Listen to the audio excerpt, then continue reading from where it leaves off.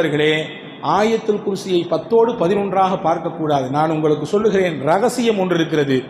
ஆயத்துல் குர்சியில் எவ்வளவு பெரிய கண்பாடு ஒருவருக்கு இருந்தாலும் அதை தொடர்ச்சியாக அவர் ஒரு குறிப்பிட்ட தடவை ஓதினால் அதையெல்லாம் அடித்து நொறுக்கிவிடும்.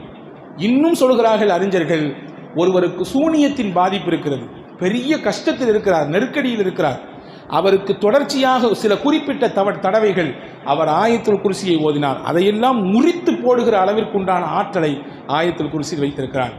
குறிப்பாக நாம் எல்லாரும் பயணிக்கிறோம். இதுதான் ஆயத்துல் குர்சியினுடைய ரகசியத்தை கடைசியில் சொல்கிறேன்னு சொன்னேன்ல. எல்லாருமே நம்ம ட்ராவல் பண்ணுறோம், பைக் ட்ராவல் பண்ணுறோம், காரில் ட்ராவல் பண்ணுறோம், விமானத்தில் ட்ராவல் பண்ணுறோம், ரயிலில் ட்ராவல் பண்ணுறோம், கடலில் ட்ராவல் பண்ணுறோம். இப்போ ட்ராவல்ங்கிறது பல ரூபத்தில் இருக்குது. இன்றைக்கி அதிகப்படியான விபத்துகள் எங்கே நடக்கிறது அப்படின்னா, வாகன விபத்து, ரோடுகள் நடக்குது. ஒன்று சொல்கிறேன் கேட்டுங்க, இனிமேல் இதை மனநமிட்டுக் கொள்ளுங்கள். ட்ராவல் பாதுகாப்பாக இருக்கணும்னு நீங்கள் ஆசைப்பட்டீங்கன்னா, நம்முடைய பயணம் எந்த ஒரு இடையூறும் இல்லாமல் பாதுகாப்பான பயணமாக இருக்க வேண்டும்.